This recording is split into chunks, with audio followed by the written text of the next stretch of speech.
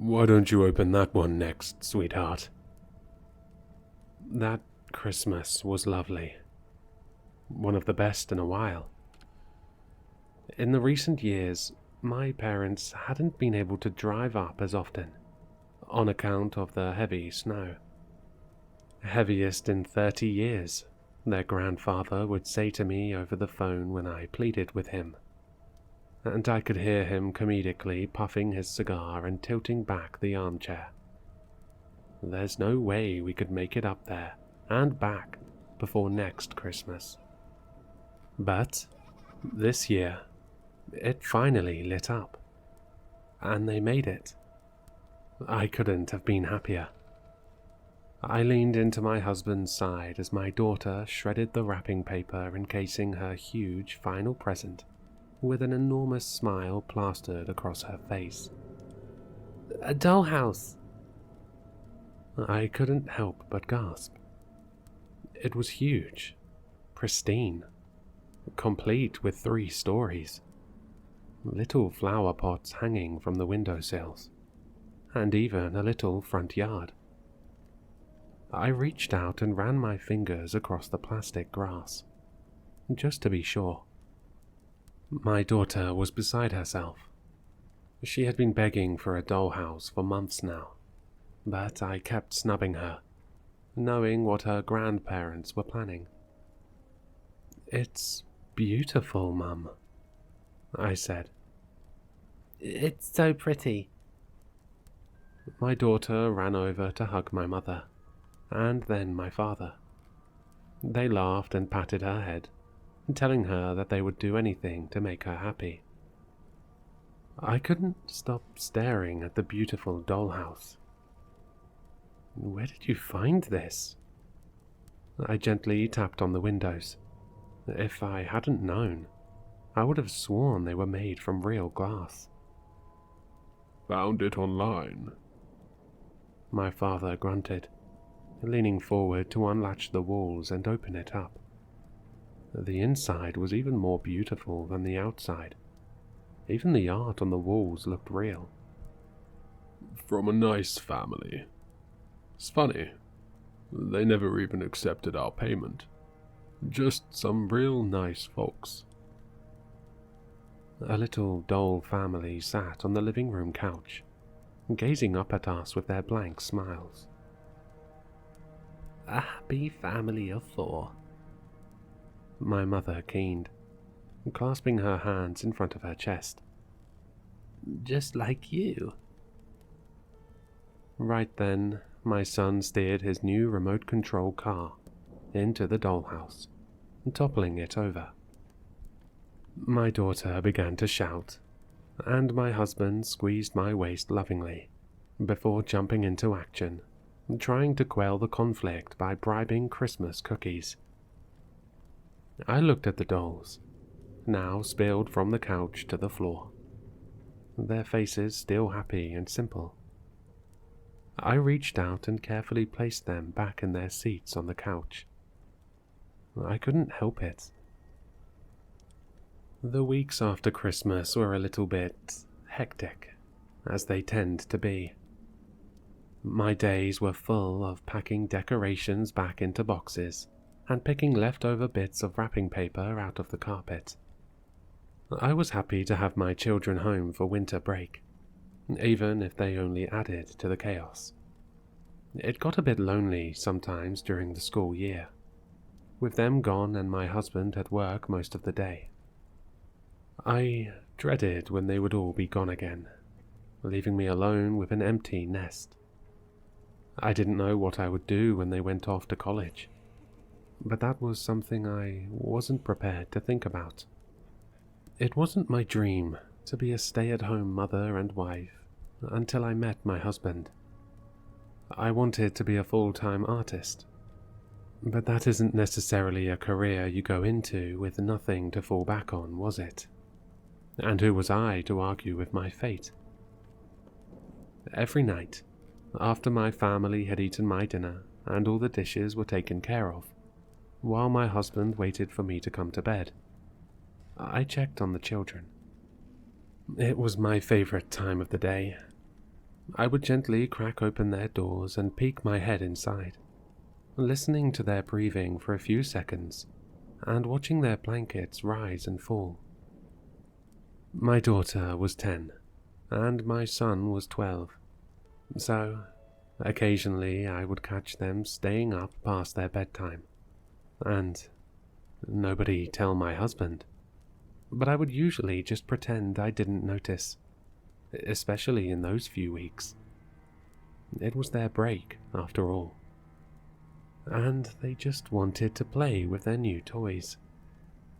I would often hear scrambling behind their doors as I walked down the hall, and opened the door to find them with the blankets pulled over their faces, snoring theatrically to try and trick me. However, after a few nights of checking on my daughter, and finding her dollhouse lights on, I began to feel worried. One morning I decided to ask her about it. "Sylvie," I called, clicking the coffee pot back into place and reaching for the fridge. "Honey, have you been staying up late?" I heard her spoon clink into her bowl of cereal. "No." I splashed some cream into my mug. "Are you sure? You're not in trouble. I just noticed your dollhouse lights have been on, and they've never been on when you go to bed." I heard her humph, and I turned around to see her crossing her arms, frowning down at her breakfast. "I'm not staying up, Mama. It's not me." "What do you mean it's not you?" "Kev is the one playing with my dollhouse, and he never asks me for permission either. I know he's doing it." I opened my mouth to reply, to ask what she meant by that. But before I could, my husband walked in. "Hello, girls," he said in his breathy, dreading work voice, and wrapped his arm around my waist. "Coffee?" I nodded, shrugging at the pot behind my back, my daughter's words still nagging me. Soon after that day, the dreaded came to be. My kids had to go back to school, and I was once again left alone during the day. The first day of this, right when I was getting bored of reading my book and trying to think of what I was going to do to keep myself entertained, I heard something from upstairs.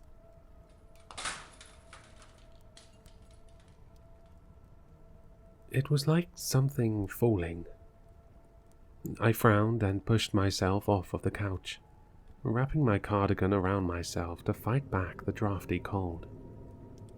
When I got upstairs, I wasn't quite sure where to look for the source of the sound.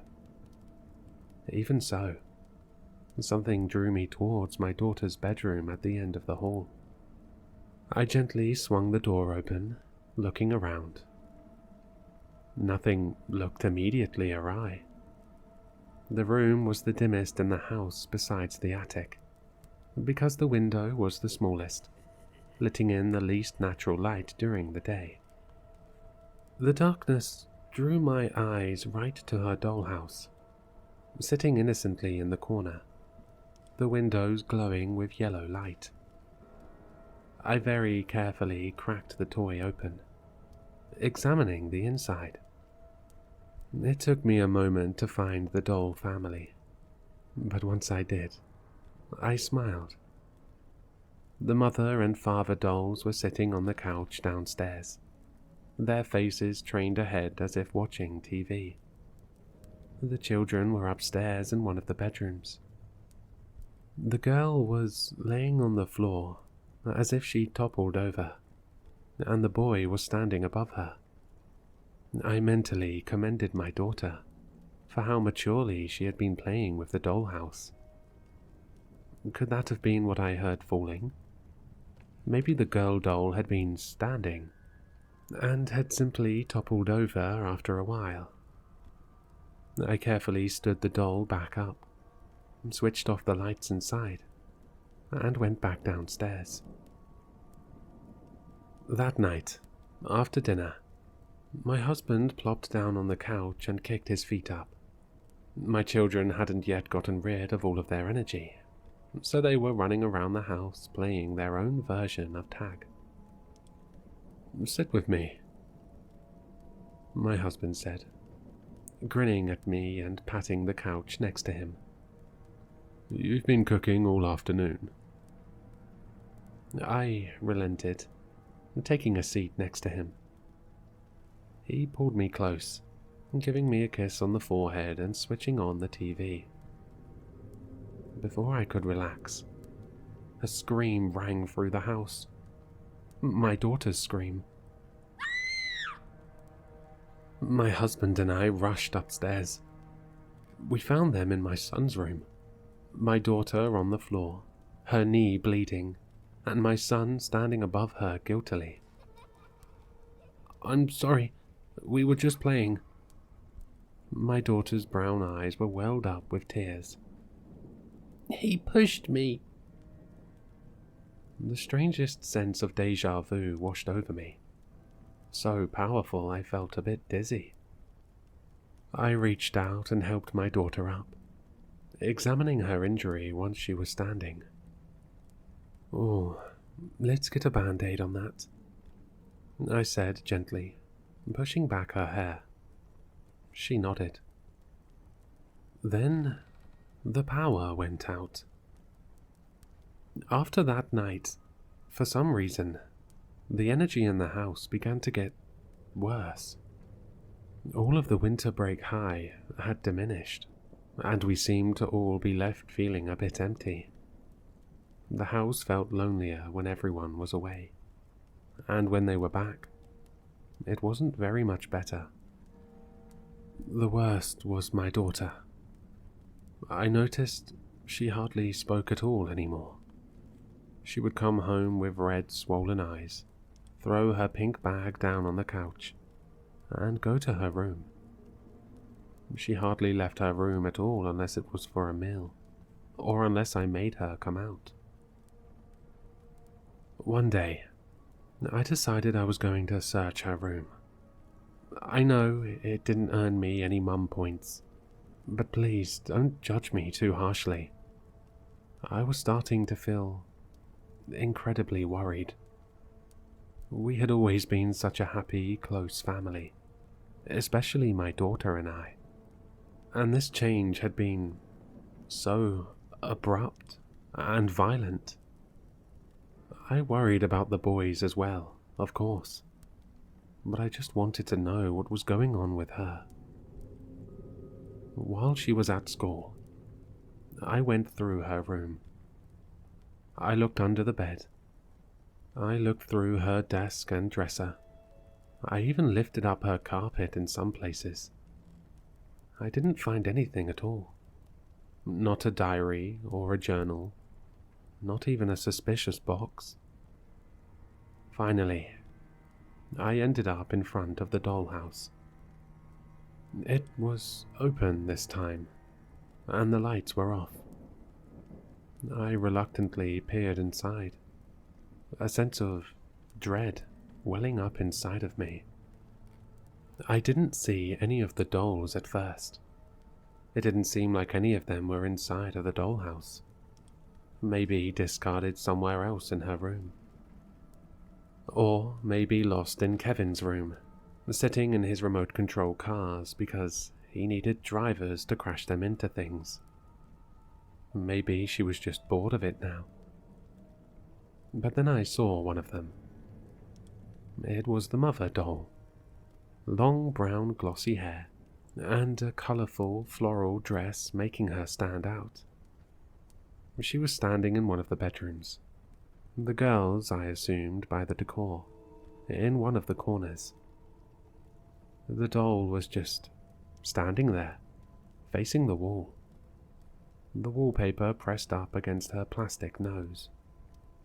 I glanced over to the corner of my daughter's room, then back at the dollhouse, then back again, as if the doll was going to move when I wasn't looking. I slowly walked over to the corner, reaching out and brushing my fingers against my daughter's purple wallpaper. Right when I was beginning to feel incredibly stupid, I felt a ridge.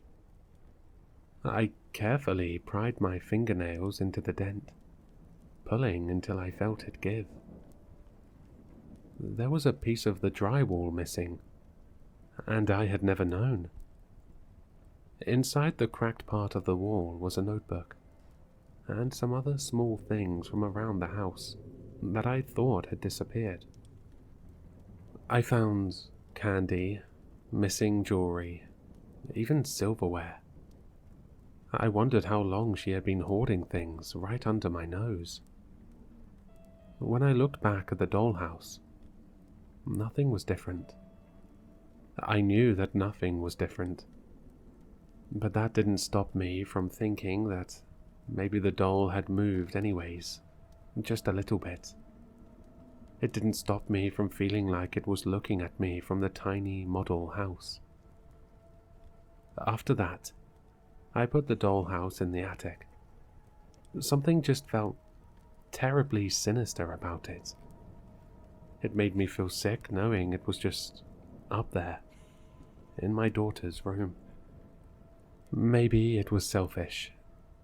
I certainly began to think so when I saw how upset it made her when I told her.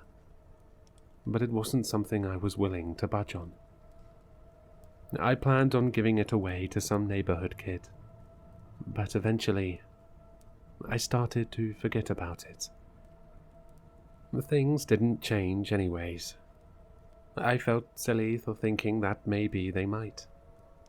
I had been superstitious in the past, but it had never gotten this ridiculous. Things stayed the same.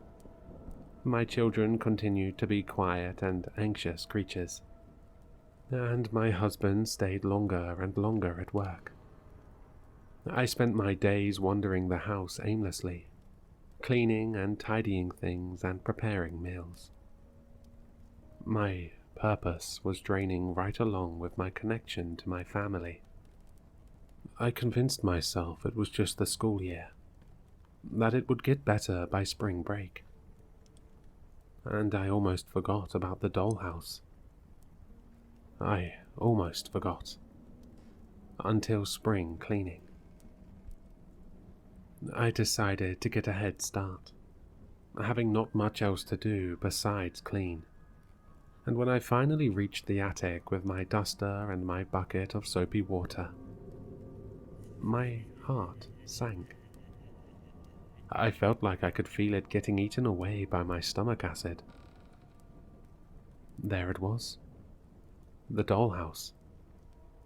It sat peacefully beneath the window, between my husband's dusty shotgun and a stack of old books and clothes. The lights inside glowing out of the little plastic windows.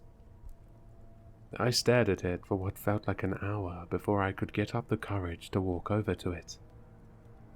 The latch felt like it echoed endlessly, bouncing off the attic walls and into my ears. It was deafening. The dollhouse creaked like it had been waiting 1,000 years up there. I cracked it open like a ribcage. I was scared of what I would find inside, but I had to know. I knew exactly how I had left it. I had left the family on the couch, just like it had been when my parents had first gifted it to Sylvie. Nice and neat. The dolls were not on the couch when I looked inside. The first thing I noticed was the children. The dolls were propped up in the hallway of the house, leaning slightly towards the bedroom door, as if they were listening for something. Their plastic hands were pushed together clumsily, as if they were holding them, and I could have sworn there were expressions on their faces that hadn't been there before, although I couldn't make out what they were. Inside of the bedroom, the woman was leaning against the door, her face in her hands and her brown hair frizzy as if she had run her hands through it too many times. In the bed, the man was sitting up, and next to him, there was a lump. I frowned so hard that I began to develop a headache. There was a lump, some kind of shape, next to him in the bed. I slowly reached out, intending to touch it, to pull back the tiny felt blankets. Something. I nearly leapt out of my skin at someone banging on the attic door, my hand flying to my heart. Honey, are you up there? I glanced at the dollhouse, and then at the attic door, my eyes wide, feeling frazzled and disoriented. Yes, I called out shakily. Coming. I rushed downstairs, my hands trembling. When I reached the second floor, my husband looked at me strangely. Anna, are you feeling all right? I swallowed hard, looking him up and down, and then at my children. They were scooping ice cream with plastic spoons out of little styrofoam cups. My husband seemed to notice my confused expression. He reached out and rubbed my arm briefly. After I picked them up, we went to get ice cream, he explained with a smile. I felt a strange ripple of fury run through me, almost knocking me off balance. I had to actively try to not glare at him. Who did he think he was? Picking them up and taking them out to get ice cream when my children would hardly look at me. Who did he think he was? Stealing my children. I was a bit shocked by this mood swing, and I reached up to smooth out my hair with my shaking hands. Have any of you been up to the attic recently? I asked, trying to keep my voice even. My husband frowned. No, I don't believe so. Have you kids? They both shook their heads, their lips pink from the ice cream. None of my family particularly liked the attic. It creeped them out, especially my daughter. I licked my lips nervously. The next few days were hell for me. I was thrown into a constant state of fight or flight, wondering if what I saw in the dollhouse was my reality. But I couldn't tell anyone about it. They would think I was sick. They would think I was completely insane. I wouldn't let anyone take me away from my family. Finally, I reached a breaking point. I told my husband I was going to stay with my parents for a few days, and I left without so much as a packed bag. It helped to get away, but I couldn't have stayed forever. And after the weekend, I drove the 4 hours it took to get home, feeling slightly more stable than before. That didn't take long to change. Even just walking up our front path, I knew something was wrong. Things felt tense. I couldn't explain it. I pushed open the front door, and I found my kids already waiting for me. Hi, Mum. My son had a solemn look on his face. He smiled nervously up at me. When I went to push past him, he reached out to stop me. Stay down here, please, Mum. Just for right now. It felt like my heart had been tied into an ever-tightening knot. I looked down. My son was holding my daughter's hand. I walked past them, ignoring my other child's pleading. and I stormed upstairs. In our bedroom, I found my husband, and I found another woman in bed with him, most of her naked body concealed by our blankets, the blankets I had picked out for us. I began to cry. I cried so hard I couldn't even hear my husband's hasty explanation, his begging for forgiveness, hiding my face in my hands.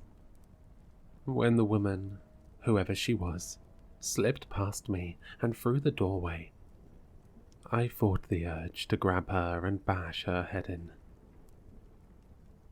That night, I dragged the dollhouse down the stairs and slammed it down on the coffee table, right in front of the couch I slept on. I couldn't bear to be in our bedroom after what he had done to me. What he had done with my children, my babies, right downstairs. I choked down some bile, staring into the yellow windows aimlessly. I had to watch. I had to watch so I could know. I had to watch so nothing terrible happened to my family. Over the next few days, my husband tried desperately to get to me. He tried everything. He begged, he cried, he yelled. He even acted as if he was going to hit me a few times, just to get my attention. But it never worked. Eventually he gave up. Sometimes my kids would sit next to me, but mostly they avoided me. I think they were scared. I think I was scaring them. But I didn't care. I wouldn't leave the couch. I couldn't. Sometimes things would change, I noticed, the second I looked away. I would get back from the bathroom, or wake up from another fitful night of sleep, to see the dolls had moved a little bit around the house. That they were in their rooms, or at the dinner table. But never the woman. Never my doll. That one stayed glued to the couch, facing me with its blank painted face. However, one day, that was different. When I woke up at the crack of dawn, I jumped up to check the dollhouse, and I nearly threw up right on the carpet. The carpet that was now mildly stained with blood, dripping from the glass table. The dollhouse was in disarray. In the living room lay the son, his plastic doll arm all but broken off, snapped in 2 places. It hung on by a tiny sliver.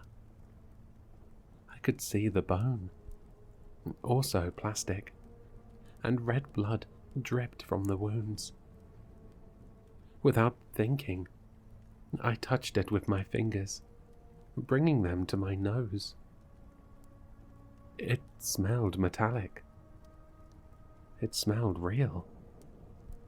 Manically, I picked up the doll, my son, holding him in my trembling, blood-smeared palm. I desperately tried to fix it, pushing the arm back into place, but it only broke more beneath my touch. Kevin? I shouted at the top of my lungs into the quiet house, my voice breaking. I stood up from the couch. I felt like the walls were pressing in on me, and I couldn't catch my breath. Mum? My son poked his head around the corner, gazing sleepily down the stairs at me. Are you okay? Oh, thank God. I stumbled towards him, climbing up the stairs on all fours. My knees felt too weak to climb them normally. When I got to him, I wrapped him in my arms, squeezing him until he whimpered. Are you okay? he asked again, his voice small. He was scared, I realized. I was terrifying him. I loosened my grip, just slightly, kissing his sweaty forehead. Yes, I breathed. I'm okay, honey. Mama's okay. I was just worried about you. He took a small step back, but I held onto his arms tightly. I didn't want to let him go. Why, Mum? I wiped the tears off my face clumsily. I hadn't even realized I was crying. I'm worried something terrible might happen to you. His face crumpled in fear, and he stared at me. What? Oh, don't worry about that. Don't worry. Everything will be okay. You're safe. Just stay here. Just stay right here. I knew I was rambling, but I couldn't stop myself. Seeing his precious face, unharmed, was like a drug to me. I gripped his arm tighter, and he squeaked in pain. Just stay with me, I said, as the words left my mouth. He pulled his arm away from me. I reached out for him, and, like it was in slow motion, he stumbled away from me. He stepped backwards, but there was nothing to step on. He was right on the edge of the stairs. I tried to grab him, but I couldn't. He was already falling. Today is the day he gets back from the hospital. I feel like I haven't slept in days.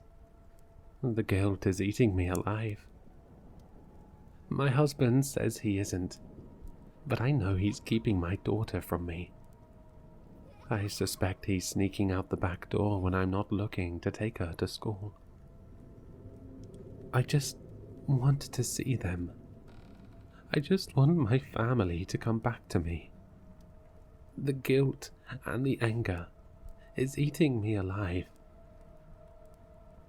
Today is the day he gets back from the hospital. And today is the day the dollhouse was drenched in blood. All the dolls are sprawled out across the living room carpet, riddled with bullet holes, their guts spilling out on the floor, and their plastic smiles obscured by gore and grey matter. All of the dolls, but one. The mother stands in the middle of the bodies, holding a toy shotgun. It looks like something that might have come out of my son's room, but I don't know how it could have gotten here. I could swear I saw it crying. Today is the day I looked in the window of the dollhouse and saw myself having murdered my entire family. The family I love so dearly. And today is the day I looked out my own window. And I smiled. I smiled a blank, plastic smile. And I looked, and looked, and looked.